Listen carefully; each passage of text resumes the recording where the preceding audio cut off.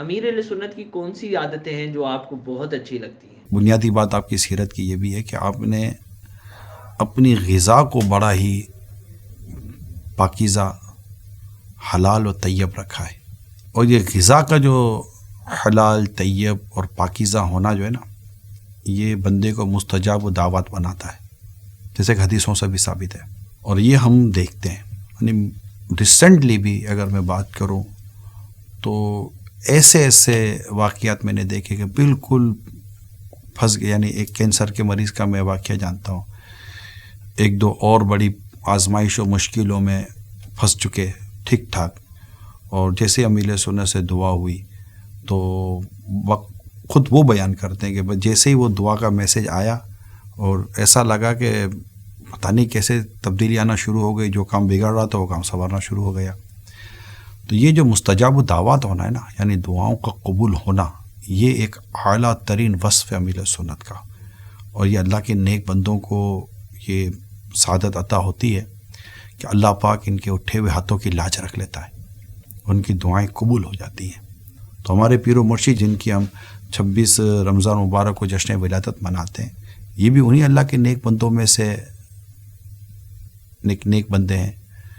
ہمارا تو حسن ظن ہے کہ یہ اولیاء کرام کی ایک اعلیٰ منصب پر فائز ہیں۔ ان کو ہم نے دیکھا ہے کہ جب اللہ کے بندے ان کے قریب ہوئے تو انہوں نے ان کے ذریعے دنیا کا مال حاصل نہیں کیا، انہوں نے ان کے ذریعے ان کی قبر و آخرت بنانے کی کوشش کی اور انہیں اپنے رب کے قریب کیا۔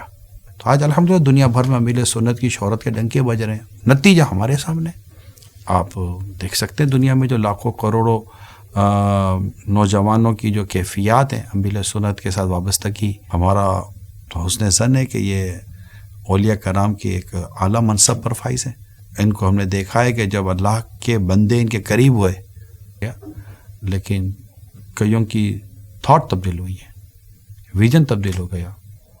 ایک اور کمال کی بات آپ کو ان کی بتاتا ہوں، یہ کہہ سکتے ہیں کہ کئیوں کی ڈائریکشن تبدیل کرتی ہے، اور وہ نیک اعمال جن سے ان کو جھجک ہوتی تھی، آج وہ بڑے پراؤڈلی اس نیک اعمال کی کوشش کر لیتے ہیں، بلکہ کر گزرتے ہیں۔ تو یہ جو دل کا بدل جانا ہے، سوچ کا بدل جانا ہے، مزاج کا بدل جانا ہے، طبیعت کا بدل جانا ہے، اس کا کوئی تو نام دیں گے نا۔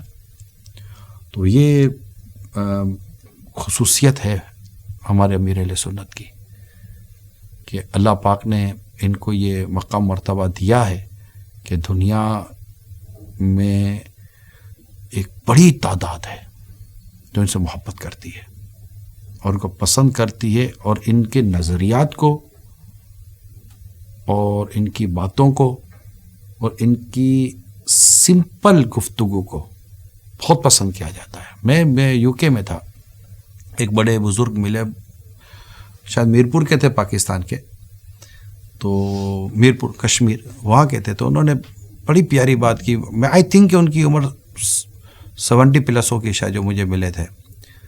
تو کب یہ بابا جی جو ہے نا امیر سنت کے لیے کہہ رہے تھے، یہ جو بابا جی ہے نا بڑا کمال کا آدمی ہے۔ ہمیں یہ بات بڑی سادگی کے ساتھ سمجھا دیتے ہیں اور بڑا آسان کر کے سمجھاتے ہیں، ہم جیسے بوڑھوں کو بات سمجھ میں آ جاتی ہے۔ یہ چھوٹی بات نہیں تھی، بہت بڑی بات تھی، اور جب یہ بات آپ میری سنیں گے تو شاید اس عمر کے کئی لوگ کہیں گے وہ بابا جی صحیح کہہ رہا تھا۔ جی ہاں، ایسا ہی ہے۔ اچھا، ایک ہوتا ہے کہ انسان خود اپنے آپ کو اس پوزیشن میں لاتا ہے کہ میں چیزوں کو سمپل کروں، ایزی کروں اور ایکسیپٹیبل پوزیشن پہ لے کر آؤں، مگر ساتھ ساتھ ان کی کوشش یہ ہوتی ہے کہ جو میرے ساتھ یہ کام کر رہے ہیں ان کی بھی اس طرح کی تربیت کا ہونا کہ وہ بھی چیزوں کو آسان کریں۔ یہ امت سے محبت ہے۔ میری بات یاد رکھیے گا، رسول پاک صلی اللہ علیہ وآلہ وسلم سے جس قدر محبت ہوگی نا، اسی قدر آپ کی پیاری امت سے محبت ہوگی۔ یہ یاد رکھیے، پرنسپل ہے۔ چلے لگیا تو ایک اور امت کی بات چلی ہے اور امت سے محبت کی بات چلی ہے، تو ایک بڑا خوبصورت اور تاریخی اور انوکھا جو امیر سنت کا اسٹیٹمنٹ ہے، یہ کہتے ہیں کہ میری خواہش اور میری تمنا یہ ہے، نہ میں جہنم میں جاؤں، نہ میری وجہ سے کوئی مسلمان جہنم میں جائے۔ خدا کی قسم یہ کمال کی بات ہے. یعنی یہ کہنا بھی تو کمال ہے، مگر یہ سوچ کا بننا کوئی کمال سے کم نہیں ہے کہ اس کی کون اس طرح کے اسٹیٹمنٹ دے دیتا ہے. اس کا عملی مظاہرہ یہ ہے کہ آپ نے اپنے حقوق، جس کو حقوق العباد کہتے ہیں، جو آپ کی ذات سے متعلق ہیں، جس کی شرعاً جیسے آپ کو ذاتی طور پر معاف کرنے کے تعلق سے جن کی جو وہ اختیارات ہوتے ہیں، تو باقاعدہ آپ نے اپنے حقوق العباد پیشگی معاف کیے ہوئے ہیں. اس کی ایک وجہ یہ بھی ہے. اچھا، پیشگی معاف کا مطلب سمجھتے ہیں آپ؟ جو پیشگی معاف کر دیتا ہے نا، وہ انتقام پھر نہیں لے سکتا ہے. یہ سوچ. ایک اور چلیں خوبی بتا دیتا ہوں. اس مال کمانے کے دور میں کہ جس کو دیکھو مال مال مال مال مال مال، دولت دولت دولت دولت ہے نا، پیسہ چاہیے پیسہ چاہیے پیسہ چاہیے. ایسے میں اگر میں کہوں کہ مجھے ایک ہی ایسی پرسنالٹی ملی ہے جس کا نام امیر اہل سنت ہے، کہ وہ اپنے بس زکوٰۃ فرض نہیں ہونے دیتے. زکوٰۃ فرض ہونے کے لیے ڈیفینیٹلی مال ہونا چاہیے نا. اچھا، کیوں زکوٰۃ فرض نہیں ہونے دیتے؟ اس لیے زکوٰۃ فرض نہیں ہونے دیتے کہ پیارے آقا صلی اللہ علیہ وسلم پر کبھی زکوٰۃ فرض نہیں ہوئی. یہ محبوب کریم صلی اللہ علیہ وسلم کی اس ادا کو ادا کر رہے ہیں کہ چونکہ میرے آقا پر زکوٰۃ فرض نہیں ہوئی تو میں خود پر زکوٰۃ فرض نہیں ہونے دوں گا. اور خود پر زکوٰۃ فرض نہ ہونے دینے کی کوشش یہ کتنی کرتے ہیں مجھے پتہ ہے. یہ کتنا پیسہ، کتنی چیزیں بانٹ دیتے ہیں، یہ مجھے پتہ ہے. آئی وٹنس.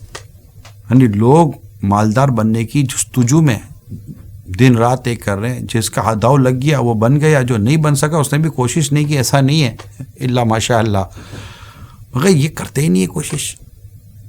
ان کو میں یہ کہہ سکتا ہوں کہ مال کی طلب نہیں ہے.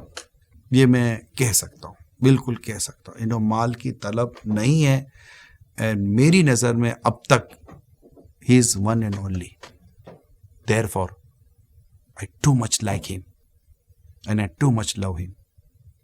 میں بہت پیار کرتا ہوں ان سے، میں بہت محبت کرتا ہوں ان سے.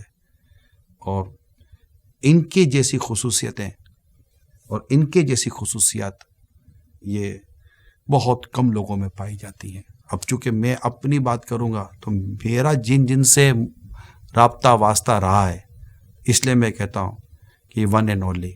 ورنہ میں یہ نہیں کہہ سکتا کہ ان کے علاوہ کوئی اور نہیں ہے. اللہ پاک ہم سب کو امیر سنت کی کامل محبت عطا فرمائے.